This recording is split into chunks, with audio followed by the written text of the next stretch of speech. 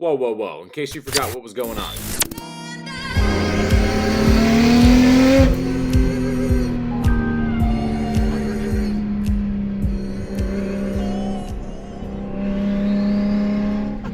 Like a fucking jet. Dude, I thought it was gonna make hella anti-surge, like, but I have the anti-surge housing, Wait, so it wasn't doing it kind of does it. You know what, we're gonna change it up though. It is, it's I just think too we'll low. do a walk around video on his car. So anybody that's, in the Cressidas, he's been getting on me about doing this video. I'm saying yes now because I see there's probably a lot of attention for it. So we'll do a little walk around video on his Cressida, things he's done to it, how he's done it, and we'll go from there. We drove it in the last one. So he's like, why don't we do a walk around video / some info on the car, because apparently there's not a lot of info on Jay-Z swapping Cressidas with this VVTi motor and all the little bits and pieces he has done to it. So yeah, let's get into it, bitches. I'll just go for it. All right, bro, give me a little bit about the car. I know you had a black one prior, so what the fuck's the deal with this one? So the black one got put into a tree by my mom. She drove it into a tree? No, you said that. Oh, that's right. I said it in the last video. Yeah, that's right. His mom fucking drove it into a tree. Yeah, that didn't really happen. It didn't happen, but We're not gonna disclose what. it would be funny what happened if that did happen. Yeah. God damn it, Mom. Anyways. He was drifting. Anyways. So pretty much, it's a 1JZ VVTi. It's out of a GZX 110 or 171, I believe. One of those two. So it's drive-by-wire. Everybody's kind of scared of the drive-by-wire stuff because they're intimidated, how to wire it up and stuff. And I can totally see that if you're doing the wiring yourself. This is a Mark Panic Rework Pro. So pretty much he took the original harness and just kind of modified it to be plug and play for the chassis. So literally putting this thing together, I literally just fed it through the firewall, plugged it into the dash harness or the chassis harness, changed a couple things up here, and fucking started it, and it started first try. Okay. So shout out Mark Panic. That fool does awesome work. I don't even think he offers that service anymore. I think now he's doing work with Link and doing that stuff. So I'll definitely be upgrading to that at some point. So Mark, if you're watching this, I'm gonna be talking to you very soon. What was the cost of the car? So it took me 8 hours to buy the car. Showed up, had to bullshit with him the whole day pretty much, and I got it for $1,500. There you go. Drove it home with the stock 7M. It apparently had a head gasket done, which was obviously not true, but I still bought it anyways because it was pearl white and I wanted a white one. Yep. I guess the motor, when I originally got it, it was like $1,400. That's what they were going for. So this came out of the black one, right? This came out of the black With one. the stock twins or the stock single? The stock single. Okay. That was 1,400. Yep. Okay. Used to have a W58. I went through two of those, but now it's got an R154, which I essentially got for free. Remember I told you that story? Did we add that up? Or? I don't remember. How did you get it for free? Oh, he bought a W58, sold it, or bought an R54, sold his W58 stuff for almost exactly what it cost, if not exactly what it cost. So, free R154 with a clutch though. So we'll call that like $1,400 with the flywheel and all that. Came with a drive shaft. Oh yeah, I had to modify the drive shaft, so they're gonna throw another like $200 in there. What about the clutch? It was a Clutchmasters FX600. I mean, that came with the whole R154 set. Oh well, shit. There you go. Yeah, it was brand new. Fucking A. 14, 200 there. What about? Let's see. We'll get into info more in just a minute, but let's just run through the cost of the parts as we fly around the engine bay. It's almost pretty much. It's stock, right? Yeah, How much did the Modelo can thing cost you? That was. Was it a 6-pack or a 24? God damn it! The quick stop by my house, they're so expensive. That was $17.99. $17.99. Yeah. And Peru's What is that? Because everybody does that. What the fuck is that thing? That's the windshield wiper motor. Oh, so they just covered it with a can? Yeah. So that was actually Peru's idea. He actually did that. He It's kind of funny. cut it up one night when he was over there and slipped it over. I've seen Coors Lights ones and like banquet ones and stuff. That's kind of funny. I didn't know that. Yeah, everybody asked me that's like not in the cars. They're like, "Oh, show me your engine." Like I see you are doing stuff to it, and the first thing they look at is like, "Oh man, that Modelo." They go ape shit over that shit. That's funny. So. Intercooler setup? Intercooler, I kind of pieced it together. The intercooler itself I bought from CX Racing. It was like $160 cooler that I got with the specs that I wanted. Literally, I spent $60 on Craigslist and had this dude ship me a box of fucking intercooler piping that was just had everything I needed, including couplers. So that was like $70 to my door. So literally, I spent $230 on my intercooler setup. Okay. Maybe a little bit more with T-clamp. Well, the new upgrade is the hot side. So the hot side, it's a Precision Gen 1 journal bearing 5862. It's got a .68 rear housing. I was kind of instructed by somebody to do it that way for kind of what I was going for. I'm going for a quick spool, 500 horsepower setup once I get some more fuel and standalone stuff. So it actually spools pretty fucking fast. I'm on the stock ECU right now. So that's the main thing, is like finding information on, you know, just bolting up, you know, a bigger top mount while using the MAF and the stock ECU. There just wasn't that much info out there. And I've done it on a couple customers' cars, and I mean, it's been fine. So for anybody out there looking to do this to their 1JZ, you're going to be totally fine. Just run 10 to 14 pounds of boost. Just make sure you got a wide band that way you can monitor everything. Make sure you got a big fuel pump. Pressure regulator would definitely help, and you'll be fucking tits. what does this whole this side cost with everything? God, I'm gonna estimate probably like 3,000 For the full single turbo with the wastegate, with the welding action. Yeah, so the turbo was like $1,100, and then the manifold was $350. That I got off of Alibaba. Anybody wondering where to get one of the better manifolds and not drop $800 to $1,000, even though you should drop $800 to $1,000, but I didn't. Alibaba.com, Murtop Racing, literally one of the best cheaper manifolds I've seen out there. But I had it modified so that the wastegate sits upwards. Still got primary flow, doesn't boost creep, doesn't overboost. So that was, you know, added some Schedule 30 piping, I believe. And you like touching my nipples? So then the wastegate was, what did those come out to? Like $400. It was a tile, yeah. Yeah, tile 44. And then I spent another $50 on the flex bellow down there, the little flex joint. And then paid Mike Janke at Jank Motorsports to kind of modify the manifold and recirculate the wastegate into the downpipe. I think they had like $600 to do that, or something like that. So we're looking at like probably four G's ish in the engine bay. Right. Probably right around there. Yeah, Nope, this the stock motor, right? Stock motor, completely unopened. I've been driving the motor for like the last 5 years. And I drive it to LA, up to Tahoe. It's nothing but fucking reliable. I love the damn things. Change the oil, do the plugs. It's been completely resealed by me. Time belt, water pump, cam seals, front main. Oh, it's got a fucking fluid damper crank pulley on it. Okay, so that I got a good deal on too. So that wasn't $400. I think I spent like $320 shit, Not brand bad. new, which was dope. not bad. Almost everything in the engine bay. Oh, coilovers, they come on the car or no? They came on the black car when I got the black car, so they were essentially free. Okay, so he's got BCs all the way around. BCs, yeah, they're good for, you know, the money. Oh, and then the fucking harness was $700. When he was From Mark? offering that service, it was like $700, yeah. Okay. Which was best bang for the buck. Huh, what else we want to know? I know you're a bit of a wheel whore, and you've cycled Yeah. plenty. Yeah. So these are the Graham Light 57 C6s? Yep. See, I know my fucking wheels, guys. And he's had battles on here. He's had Volk something.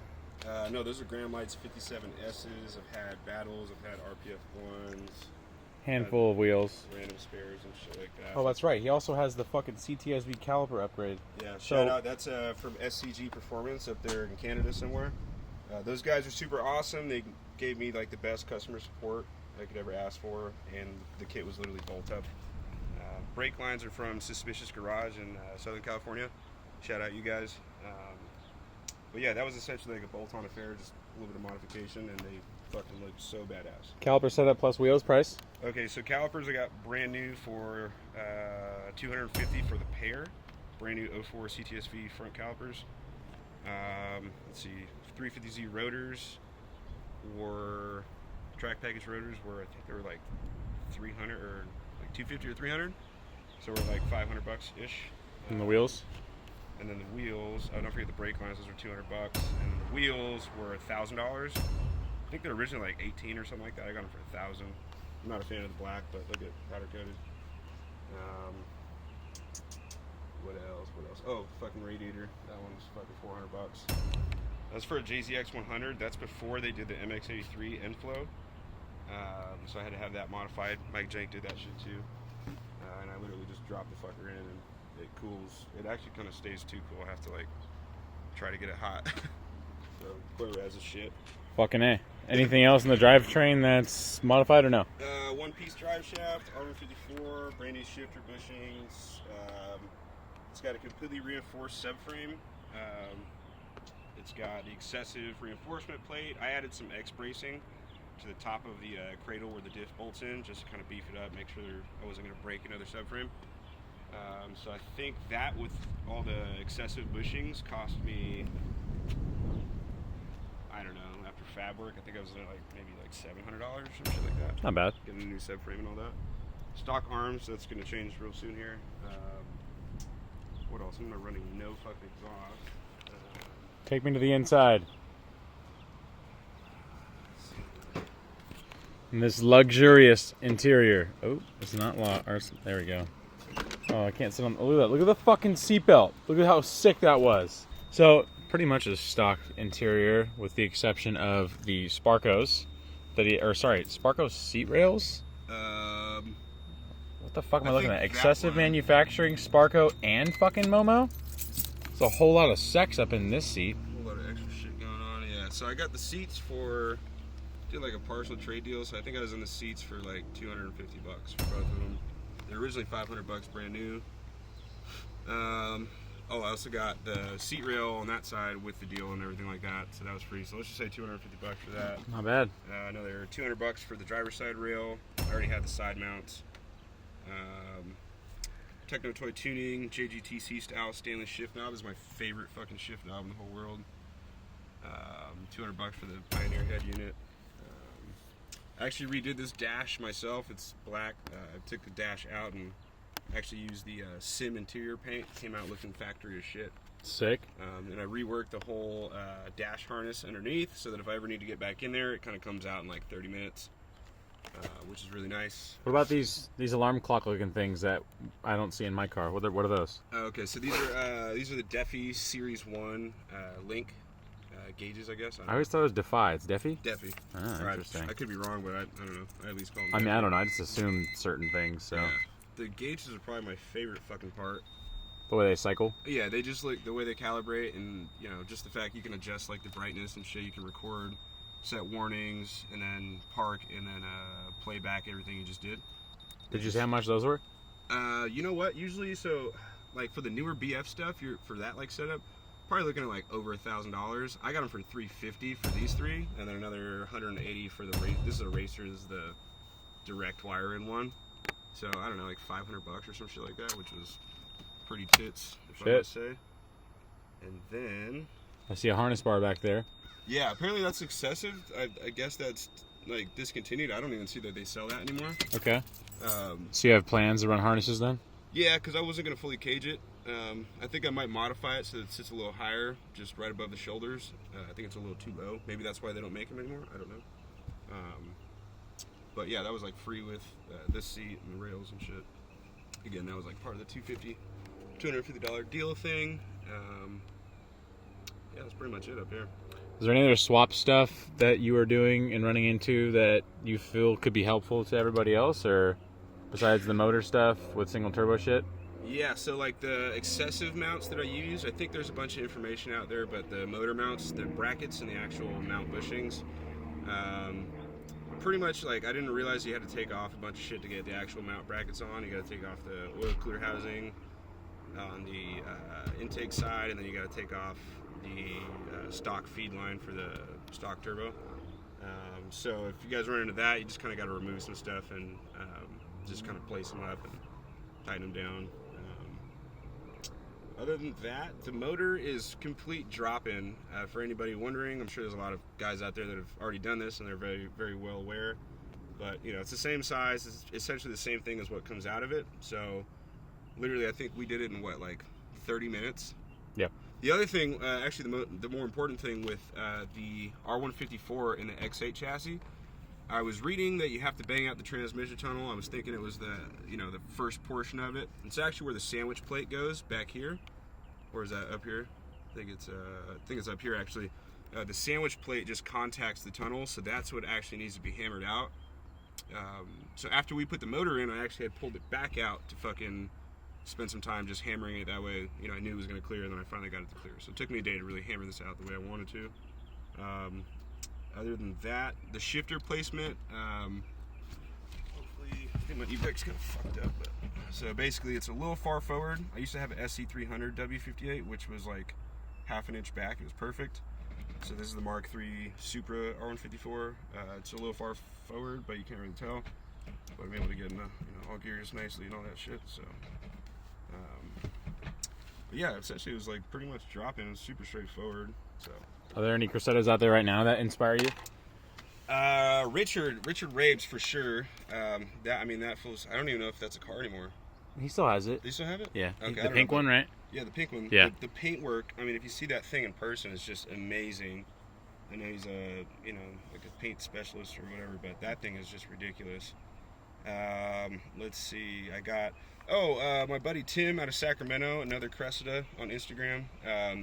He's fully just gone through his whole 1J. He's just taking the time to like paint everything. He hasn't rebuilt the motor, but he's just completely refreshed it.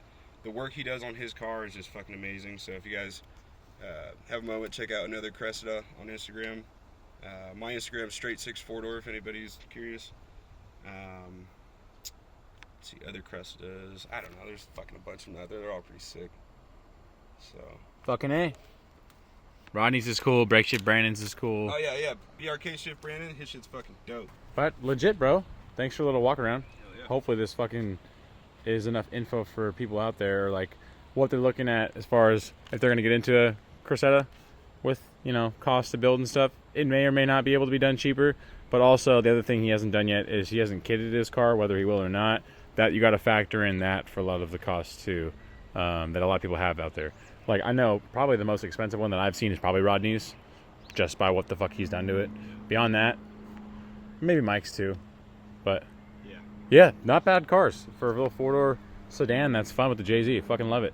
Love them because they're dirt cheap. So like if you pull a fucking stupid stunt like I did and you need to reshell it, you can go pick one up for next to nothing. You can probably trade somebody a 12-pack of beer for one. Right scenario. You're not lying. And they're a little different. They're not a 240 or anything like that everybody else is doing. So I think they're unique in that way. And it's a fucking Toyota. You can just drop a motor out of a fucking chaser in it and call it a fucking day. You know what I mean? I wish we got chasers, bro. It's so stupid. That's why I have this. That's why I have this thing. This is like we both want JZXs, and this is what we get. We get a fucking I want to be JZX 81 and I want to be JZX 100, and that's what we get. We're in California, so yeah, we don't get cool shit. Yeah, we don't get cool shit. It's harder to get cool shit. We don't get cool shit. There's nothing cool about this fucking car at all. Not at all. Nothing.